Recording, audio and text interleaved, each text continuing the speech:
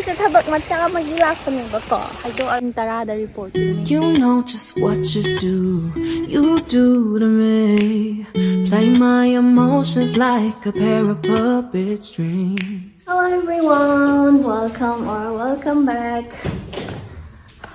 Hꯧꯖꯤꯛ ꯕꯤꯍꯥꯔꯗ ꯂꯩꯔꯤ ꯈꯣꯕꯥꯒ ꯚꯤꯗꯤꯑꯣꯁꯤꯒꯤ ꯃꯔꯛꯁꯤꯗ ꯄ꯭ꯂꯥꯁꯇꯤꯛ ꯄꯣꯖꯤꯇꯤꯚꯁꯨ ꯑꯣꯏꯕ ꯏꯟꯗꯤꯌꯟ ꯕ꯭ꯔꯥꯟ ꯑꯩꯅ ꯍꯥꯟꯅꯗꯒꯤ ꯑꯗꯨꯝ ꯎꯠꯄ ꯃꯃꯥ ꯑꯥꯔꯠ ꯍꯥꯏꯔꯤꯕ ꯕ꯭ꯔꯥꯟꯁꯤꯗꯒꯤ ꯂꯥꯏꯠ ꯃꯣꯏꯁꯆꯔꯥꯏꯖꯤꯡ ꯀ꯭ꯔꯤꯝꯁꯦ ꯑꯝꯇ ꯎꯠꯆꯔꯝꯒꯦ ꯑꯍꯥꯟꯕꯒꯤꯁꯤꯅ ꯃꯃꯥ ꯑꯥꯔꯠꯀꯤ ꯕꯤꯠꯔꯨꯠ ꯍꯥꯏꯗ꯭ꯔꯥ ꯐꯨꯜ ꯂꯥꯏꯠ ꯃꯣꯏꯁꯆꯔꯥꯏꯖꯤꯡ ꯀ꯭ꯔꯤꯝꯁꯤꯅꯦ ꯁꯤꯒꯤ ꯃꯣꯏꯁꯆꯔꯥꯏꯖꯔꯁꯦ ꯇꯩꯕ ꯀꯥꯟꯗ ꯌꯥꯝꯅ ꯂꯥꯏꯠ ꯋꯦꯠ ꯑꯗꯨꯒ ꯌꯥꯝ ꯊꯨꯅ ꯑꯦꯕꯖꯣꯔꯕ ꯇꯧꯕꯤꯌꯦ ꯕꯤꯠꯔꯨꯠ ꯌꯥꯎꯕꯁꯤꯅ ꯑꯩꯈꯣꯏꯒꯤ ꯁ꯭ꯀꯤꯟꯗ ꯅꯦꯆꯔꯦꯜ ꯒ꯭ꯂꯣ ꯑꯃ ꯄꯤꯕꯤꯗꯣꯏꯅꯦ ꯍꯥꯏꯂꯨꯔꯣꯅꯤꯛ ꯑꯦꯁꯤഡ് ꯍꯦꯜꯞꯁ ꯏꯟ ꯀꯤꯄꯤꯡ ꯁ꯭ꯀꯤꯟ ꯍꯥꯏꯗ꯭ꯔꯦꯇꯦड ꯐꯣर ꯁꯣꯐꯠ ꯑꯦꯟडꯁꯄꯜ ꯐꯤꯅꯤꯁ ꯑꯗꯨꯒ ꯁꯤꯁꯦ ꯑꯩꯈꯣꯏꯒꯤ ꯅꯦꯛ ꯐꯦꯁ ꯑꯗꯨꯒ ꯕꯣꯗꯤꯗ ꯂꯣꯏꯅꯃꯛ ꯇꯩꯕ ꯌꯥꯏ ꯋꯤꯟꯇꯔꯁꯨ ꯆꯪꯉꯛꯄꯅꯤꯅ ꯁꯤꯒꯤ ꯃꯣꯏꯁꯆꯔꯥꯏꯖꯔꯁꯤ ꯌꯥꯝ ꯀꯥꯟꯅꯩ ꯑꯩꯈꯣꯏꯒꯤ ꯁ꯭ꯀꯤꯟꯁꯦ ꯌꯥꯝ ꯊꯤꯅ ꯍꯥꯏꯗ꯭ꯔꯦꯇꯦड ꯁꯣꯐꯠ ꯑꯦꯟड ꯁꯄꯜ ꯇꯧꯔꯒ ꯊꯝꯕꯤꯌꯦ ꯁꯤꯒꯤꯁꯤꯅ ꯃꯃꯥ ꯑꯥꯔꯠꯀꯤ ꯚꯥꯏꯇꯥꯃꯤꯟ ꯁꯤ ꯗꯦꯂꯤ ꯒ꯭ꯂꯣ ꯂꯥꯏꯠ ꯃꯣꯏꯁꯆꯔꯥꯏꯖꯤꯡ ꯀ꯭ꯔꯤꯝꯅꯦ ꯚꯥꯏꯇꯥꯃꯤꯟ ꯁꯤ ꯌꯥꯎꯕꯁꯤꯅ ꯁ꯭ꯀꯤꯟꯗꯣ ꯕ꯭ꯔꯥꯏꯇꯟ ꯇꯧꯍꯜꯂꯦ ꯇꯔꯃꯔꯤꯛ ꯌꯥꯎꯕꯁꯤꯅ ꯑꯩꯈꯣꯏꯒꯤ ꯅꯦꯆꯔꯦꯜ ꯒ꯭ꯂꯣ ꯂꯩꯕꯗꯣ ꯔꯤꯚꯥꯏꯚ ꯇꯧꯍꯜꯂꯦ ꯃꯃꯥ ꯑꯥꯔꯠꯀꯤ ꯂꯥꯏꯠ ꯃꯣꯏꯁꯆꯔꯥꯏꯖꯤꯡ ꯀ꯭ꯔꯤꯝꯁꯦ ꯇꯩꯕ ꯀꯥꯟꯗ ꯑꯩꯈꯣꯏꯗ ꯌꯥꯝ ꯊꯤꯅ ꯂꯣꯡ ꯂꯥꯁꯇꯤꯡ ꯑꯣꯏꯕ ꯃꯣꯏꯁꯆꯔꯥꯏꯖꯤꯡ ꯀ꯭ꯔꯤꯝꯅꯦ ꯑꯗꯨꯒꯤꯁꯤꯅ ꯃꯊꯛꯇ ꯃꯥꯁꯦ ꯒ꯭ꯂꯣ ꯄꯤ ꯂꯥꯏꯠ ꯋꯦꯠꯁꯨ ꯑꯣꯏ ꯑꯗꯨꯒ ꯌꯥꯝ ꯊꯨꯅ ꯑꯦꯕꯖꯣꯔꯕ ꯇꯧꯍꯜꯂꯦ ꯃꯃꯥ ꯑꯥꯔꯠꯀꯤ ꯄ꯭ꯔꯗꯛ ꯈꯨꯗꯤꯡꯃꯛꯁꯦ free from harmful chemicals and are all natural ꯑꯗꯨꯅ ꯀꯩꯒꯨꯝꯕ ꯃꯃꯥ ꯑꯥꯔꯠꯇꯒꯤ ꯄꯣꯠꯁꯦ ꯂꯩꯕꯤꯅꯤꯡ ꯇꯥꯔꯗꯤ you can use my code ꯃꯥꯔꯇꯤꯅꯥ 2025 for 20% off on mamaart.in and mama art app ꯑꯗꯨꯒꯤꯁꯨ ꯃꯊꯛꯇ ꯃꯃꯥ ꯑꯥꯔꯠꯀꯤ ꯄ꯭ꯔꯗꯛꯁꯤꯡꯁꯦ ꯅꯥꯏꯀꯥ ꯑꯦꯃꯥꯖꯣꯟ ꯐ꯭ꯂꯤꯞꯀꯥꯔꯠ ꯄꯔꯄꯜꯗꯁꯨ ꯐꯪꯉꯦ ꯑꯩꯈꯣꯏꯒꯤ ꯑꯅꯛꯄ ꯁ꯭ꯇꯣꯔꯁꯤꯡꯗꯁꯨ ꯃꯥꯏ ꯄ꯭ꯔꯗꯛꯁꯤꯡꯁꯦ ꯂꯣꯏ ꯐꯪꯉꯕꯅꯦ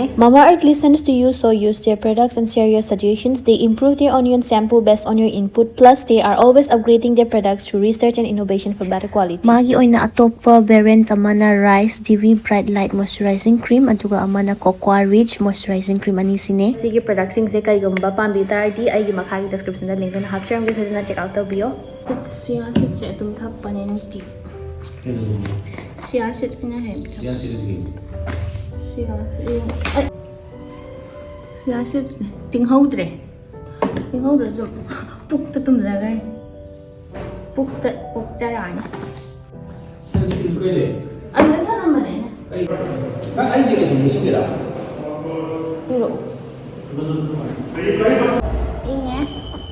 ꯏꯪꯉꯦ ꯉꯁꯤꯗꯤ ꯏꯪꯕ ꯈꯔ ꯐꯩ ꯑꯩꯅ ꯂꯩꯔꯛꯏꯁꯦ ꯉꯁꯤꯒ ꯅꯍꯥꯟꯒꯩꯗꯤ ꯑꯩꯗꯤ ꯚꯤꯗꯤꯑꯣꯁꯦ ꯑꯗꯨꯝ ꯐꯖꯅ ꯀꯥꯞꯇꯕꯅꯦ ꯉꯁꯤꯗꯤ ꯐꯖꯅ ꯗꯦ ꯏꯟ ꯃꯥꯏ ꯂꯥꯏꯐꯀꯤ ꯇꯥꯏꯞꯇ ꯗꯦ ꯏꯟ ꯃꯥꯏ ꯂꯥꯏꯐ ꯏꯟ ꯕꯤꯍꯥꯔ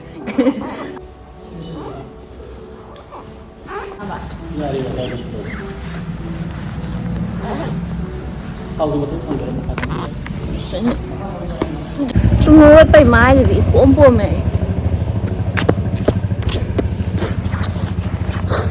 ꯃꯄꯥꯟ ꯊꯣꯛꯑꯗꯤ ꯏꯪꯉꯤꯕꯕ ꯃꯅꯨꯡꯗ ꯁꯥꯕ ꯋꯥꯅꯤ ꯊꯣꯛꯂꯛꯄꯒꯗꯤ ꯄꯨꯔꯥ ꯕꯤꯍꯥꯔꯅꯦꯕ ꯉꯥꯏꯍꯥꯛꯇꯪꯅꯤꯗ ꯃꯤꯅꯤꯠ ꯁꯦꯀꯦꯟ ꯑꯃꯅꯤ ꯎꯐꯨꯟ ꯈꯔ ꯊꯥꯡꯉꯦ ꯂꯝꯕꯤꯁꯦ ꯎꯐꯨꯟ ꯊꯥꯡꯕꯒꯤ ꯂꯩꯆꯤꯟꯁꯨ ꯊꯥꯏꯗꯅ ꯑꯗꯨꯅ ꯎꯐꯨꯟ ꯊꯥꯡꯉꯦ ꯀꯩꯅꯣ ꯄꯣꯂꯨꯁꯟꯗꯤ ꯈꯔ ꯂꯩꯌꯦ ꯏꯌꯔ ꯀ꯭ꯋꯥꯂꯤꯇꯤ ꯌꯥꯝ ꯐꯠꯇꯦ ꯑꯗꯨꯅ ꯃꯥꯛꯁ ꯎꯞꯁꯜꯂꯦ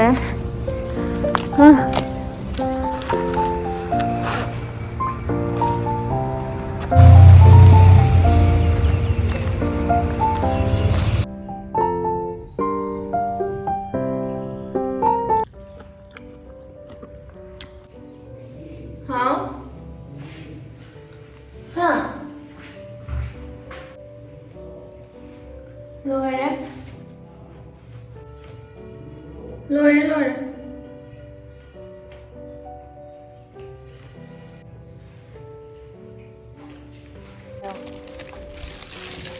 ꯁꯤꯗꯤ ꯂꯦꯞꯍꯧꯏꯗꯤ ꯍꯣꯏ ꯑꯗꯨꯝ ꯄꯥꯔꯛꯑꯣ ꯀꯨꯏꯅ ꯉꯥꯏꯗꯣꯏꯅꯦ ꯑꯩꯈꯣꯏꯁꯦ ꯈꯪꯕ꯭ꯔꯥ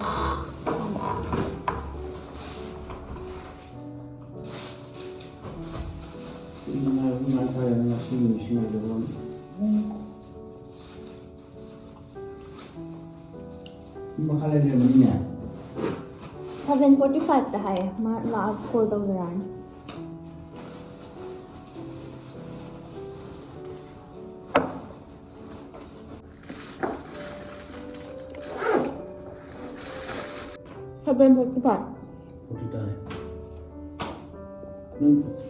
Once again, Tower?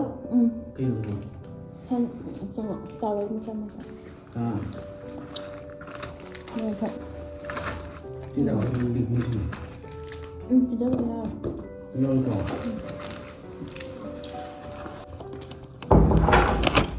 Waris mahal. Waris pa ito ba?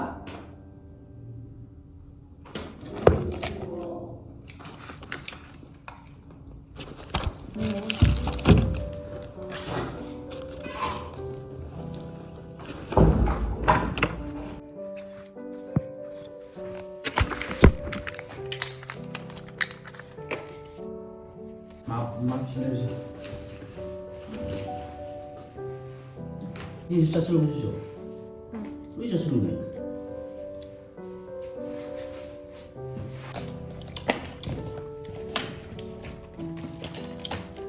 룸 해봐. Làm hợp cho mình.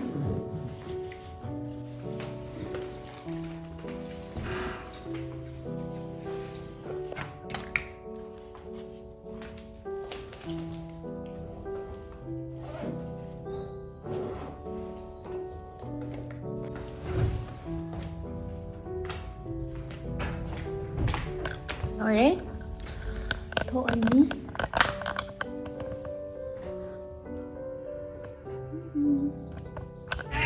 피가 없구나. Rất là nha. 막 폐약이 있더라. 피 없고 있는 거 보면. Dạ em không nói cái sao rồi này.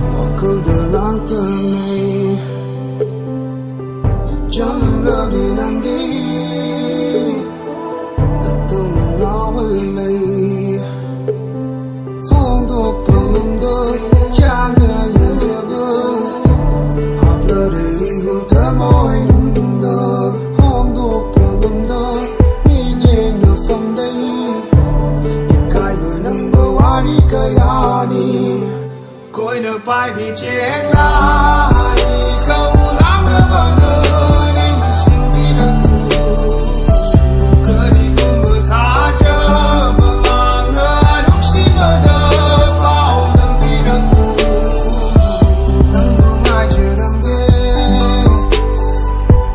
mai thế yên chờ đắm ghê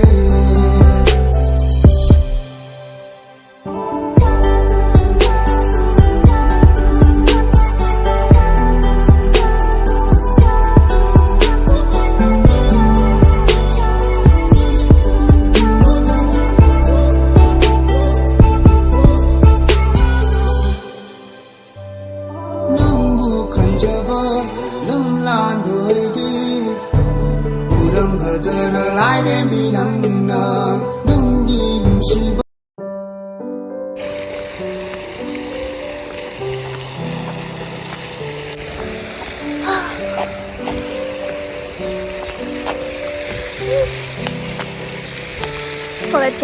Cô là chiều rễ.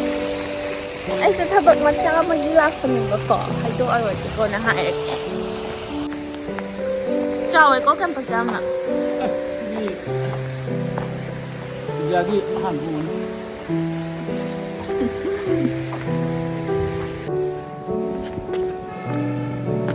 Ay.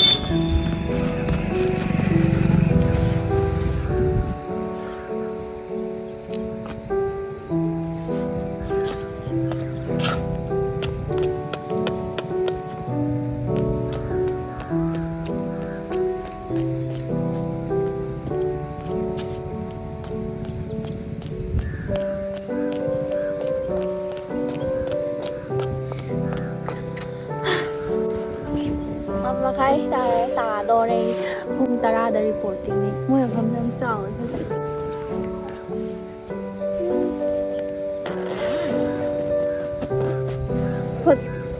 Nati eh, photo capture daw.